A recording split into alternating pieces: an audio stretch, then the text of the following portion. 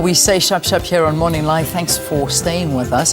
Today, the Arts and Culture Deputy Minister, Rejoice Mabudafhasi, will launch the 2016 South African Library Week at the Sibusisiwe Hall in Sundumbili, KwaZulu Natal. Here in Gauteng, the National Librarian and CEO of the National Library of South Africa, Professor Rocky Ralebipi-Simela, will highlight the week-long program that runs until the 21st under the theme #Libraries for Lifelong Learning. Library Week strives to address our country's educational, social, cultural and recreational needs. We've got the professor joining us in our Cape Town studios, not Cape Town, Pretoria studios. So good to see you, and thank you very much for being with us, Professor.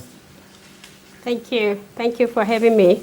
Talk to us through the theme of 2016, Libraries for Lifelong Learning.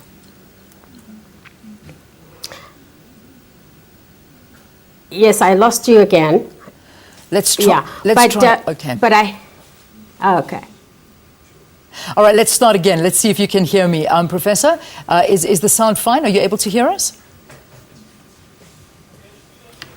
No, looks like we've lost the sound there, unfortunately. But we are going to be talking to the professor about this Library Week. And I tell you what, it's quite interesting in this day and age to see the use of libraries. Do libraries still form a very important part of our lives? I certainly think that they do. But with the advent of internet and the likes of Google, it doesn't matter where you are. If you have a question and you need some answers, you type a word in and all the answers come out. How many people still go into libraries and actually do their research? And take out books? I mean, how does it work? With the digital age, it's a big competition, but perhaps, you never know, there is always that different level of libraries. Well, these are some of the questions we can ask. So hopefully we've got the professor back. Let's just test one more time. Bear with us here. Professor, I hope you can hear us. How's that sound? Are you able to hear us again? Yeah. I'm so glad. Now. Excellent. We're happy to have you back there. Apologies for the break there. Now, we talk about libraries for lifelong learning. Talk to us about the theme that you've developed for this year. The theme that we have for this year really talks about libraries as very central to people's lives. Yeah, it doesn't matter if you are a preschooler, if you are a parent, you are a teacher, you are, you're a working person, you're looking for information for your career choices and options.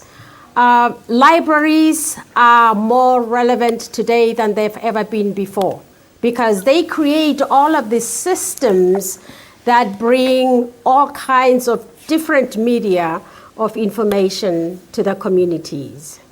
I love what you said, that they're more relevant and needed now than ever before. And I sort of put a question mark over that. With the advent of digital, and we all walk around with Google. I mean, we don't have to get home to Google these days. You don't have to have that pressing thing. What is the answer? I promise you, if I don't Google something at least 3 times an hour, I have a problem. It's just that information is so immediate and so fast. Are libraries still relevant? Do you find people still coming in there for these reasons? Yeah. Leanne, libraries are not just the buildings, not just the bricks and mortar and books. That is the traditional picture that you have. But, I like to say that even Google uses libraries to provide their information. What they have is just a different platform, but the information is basically the same.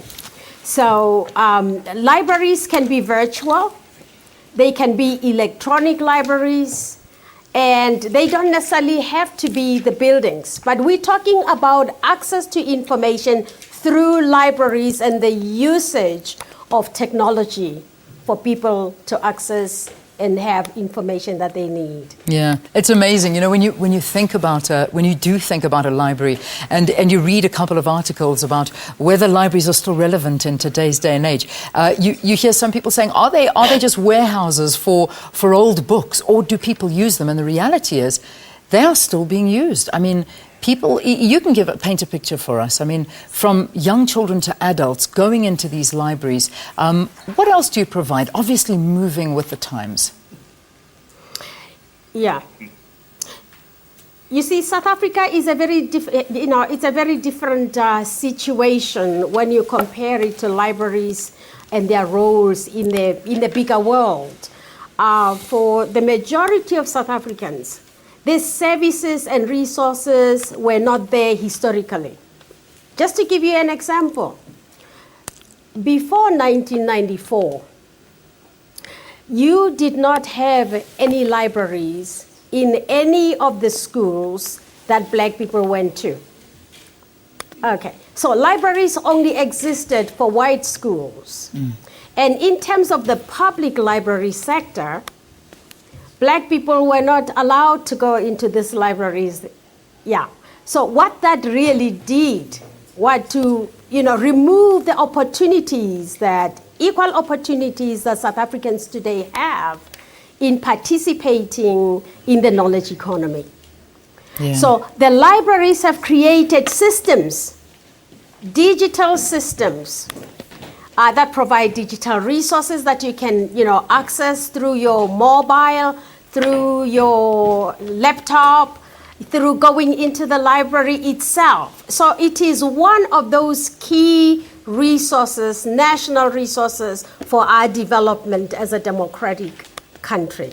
Yeah.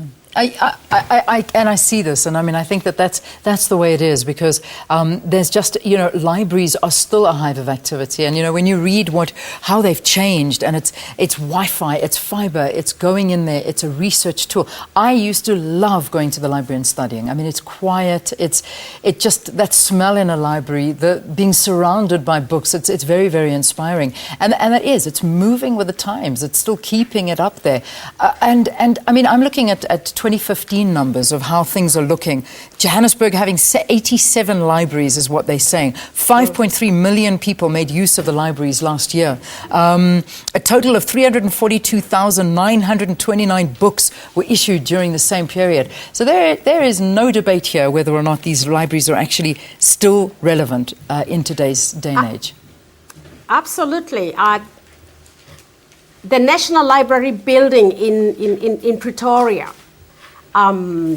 serves close to 500,000 people per year, and so we see a lot of people on a daily basis. So people still believe in the usage of libraries. I think what is really critical for the young people today, those people who do not have money to access information through the internet, can use the libraries. It's for free. We provide these services for free. So it's not just the books as the traditional media as we know it. It's so many different kinds of things, including games for children. That's fantastic. Just on a final closing note, I know that reading that there were plans to build more libraries. In fact, we were hearing about Stratford, Patterson Park and others. Are these libraries complete, or are there still more plans to build more libraries?